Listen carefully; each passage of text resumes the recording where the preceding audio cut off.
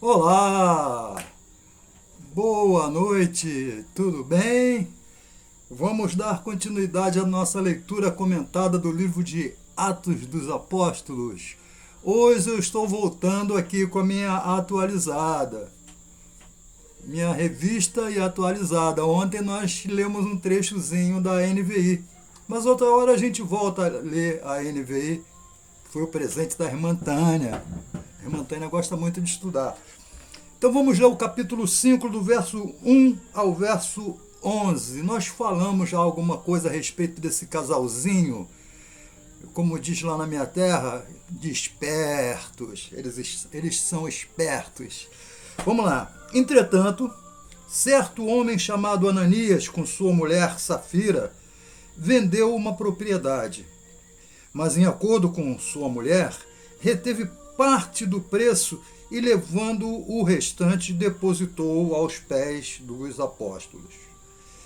Então disse Pedro: Ananias, por que encheu Satanás teu coração para que mentisse ao Espírito Santo, reservando parte do valor do campo? Conservando, porventura, não seria teu? E vendido, não estaria em teu poder? Como, pois, assentaste no coração esse desígnio? Não mentiste aos homens, mas a Deus. Ouvindo estas palavras, Ananias caiu e expirou, sobrevindo grande temor a todos os ouvintes. Levantando-se os moços, cobriram-lhe o corpo e, levando-o, sepultaram. Quase 3 horas depois, entrou a mulher de Ananias, não sabendo o que ocorrera. Então Pedro, dirigindo-se a ela, perguntou-lhe: Dize-me, vendeste, portanto, aquela terra? Ela respondeu: Sim, portanto. Tornou-lhe Pedro: Por que entraste em acordo para tentar o Espírito do Senhor? Eis à porta os pés dos que sepultaram teu marido, e eles também te levarão. No mesmo instante, caiu ela aos pés de Pedro e expirou. Entrando os moços, acharam-na morta. Levando-a, sepultaram-na junto do marido. E sobreveio grande temor a toda a igreja e a todos quantos ouviram a notícia destes acontecimentos.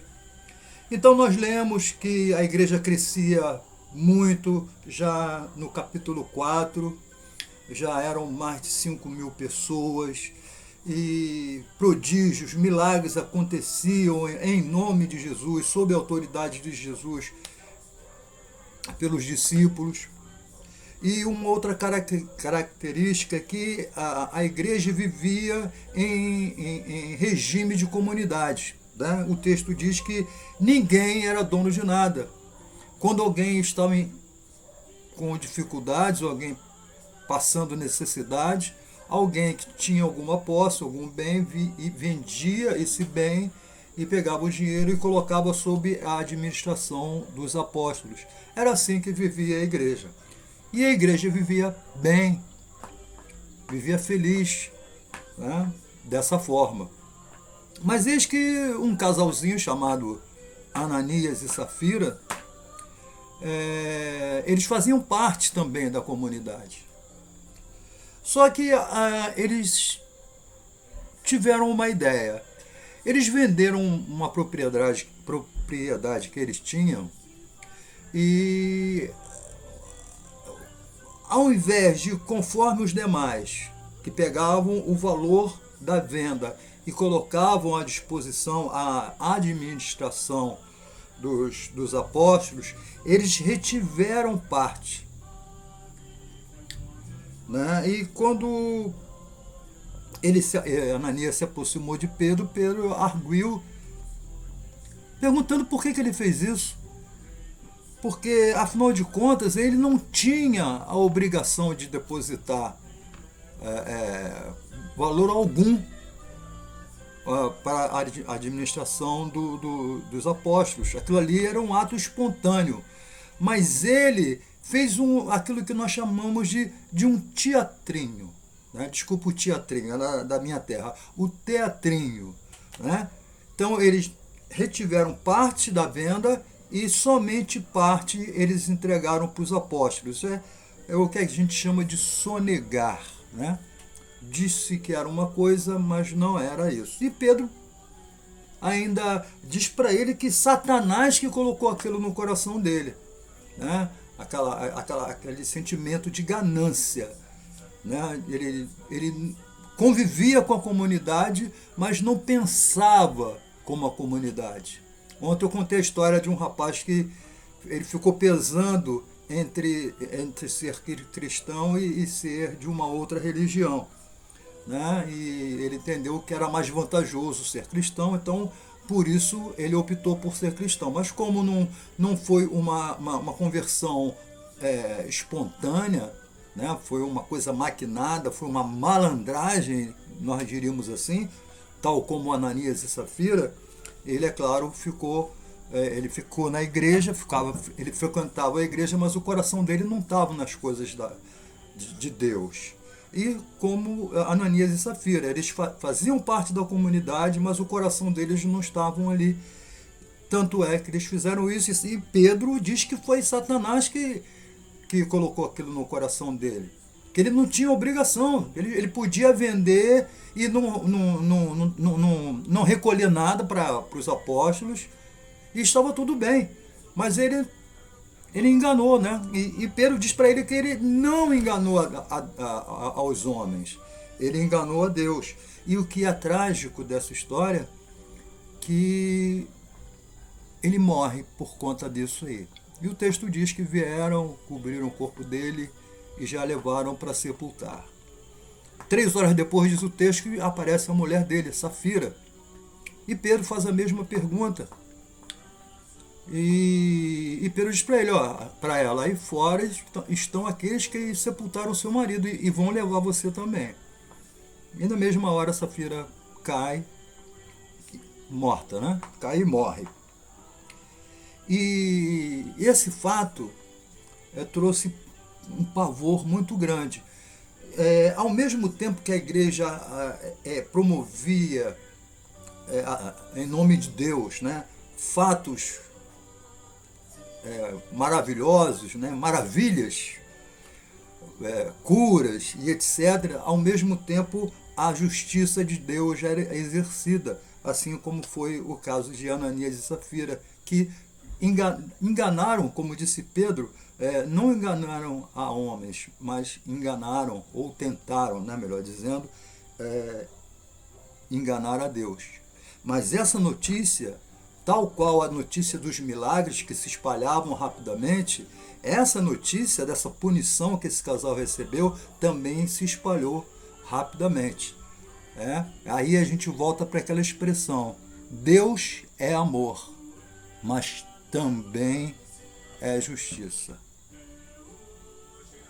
Ananias e Safira, 2 péssimos exemplos. Eu sempre falo uma tese que acredito eu não ser uma tese, mas ser na realidade um fato, que a Bíblia está cheia de exemplos de 2 tipos de pessoas: as pessoas que agradam a Deus e as pessoas que não agradam a Deus. Existe o grupo que agrada a Deus, existe o grupo que não agrada a Deus. Jesus falou sobre 2 caminhos. Jesus falou sobre um caminho largo que conduz a uma porta larga que conduz à perdição. Mas Jesus também falou de um caminho estreito, né, por onde poucos passarão, e esse caminho conduz a uma porta estreita que conduz à salvação. Um caminho largo que conduz à perdição e um caminho estreito que conduz à salvação. O caminho largo passam muitos, no caminho estreito passam poucos. Então existem 2 caminhos. Existem as pessoas que agradam a Deus, existem as pessoas que não agradam a Deus. Existe Caim, existe Abel. Existem os dois malfeitores na cruz, existe Maria, existe a sua irmã Marta, e outros exemplos que nós poderemos falar. Por hoje é só. Amanhã a gente prossegue a partir do verso 12, falando sobre milagres dos apóstolos. Tá? Dia 18, quarta-feira próxima, o reverendo Hélio Mafra estará falando neste canal. O tema será a Bíblia e a pós-modernidade e as implicações dos valores bíblicos nos tempos pós-modernos. E a gente fica pensando, num tempo de relatividade, onde tudo é relativo. Antigamente as pessoas eram casadas, hoje as pessoas estão casadas. Certa vez eu ouvi um rapaz dizer que ele estava batista, aí um outro dizia que estava presbiteriano. O que significa isso? Ele está agora, amanhã ele não sabe. Hoje ele está casado, amanhã ele não sabe. Tudo é relativo. Até mesmo a questão de opção sexual, tudo é relativo. Não existem valores absolutos. E Jesus dizia que ele era a verdade. E ele usou o artigo definido ali, a verdade. Então, entende-se que não existem verdades, só existe apenas uma verdade. Mas a pós-modernidade diz que tudo é relativo, nada é absoluto. Eu não quero me antecipar, mas o reverendo Hélio vai falar sobre isso conosco, a Bíblia e a pós-modernidade. Dia 18, quarta-feira próxima. Tá? Ontem o reverendo Hélio falou pra gente, o reverendo Joaquim falou pra gente a respeito do livro de Salmos. Foi muito legal, tá? No YouTube, você que não assistiu, assista. Tá? Compartilhem os nossos vídeos, se inscrevam quem não se inscreveu, tá bom? O meu WhatsApp, o meu telefone está aberto, vocês podem conversar, alguma dúvida, se não concordar com alguma coisa que eu diga, pode me convidar para ir na sua casa, para a gente conversar, para a gente ler Bíblia junto, para a gente orar, tomar aquela aguinha gelada na varanda. Tá ok? O reverendo Joaquim também deixou o telefone dele aí à vontade. Quem quiser ligar para ele por qualquer razão. Tá? Inclusive ele fez convite para que para as aulas que ele está dando de Salmos às quartas à noite. Tá bom, pessoal? Meu nome é Orlando Brasil. Eu estou às ordens de vocês. Tá? Fiquem com Deus, orem por mim. Orem pelo nosso país, orem pela nossa liderança, pela eleição, que está por aí, que esses homens que serão eleitos, homens e mulheres, estejam debaixo da orientação divina, do temor divino. Uma boa noite a todos. Até amanhã, se Deus quiser.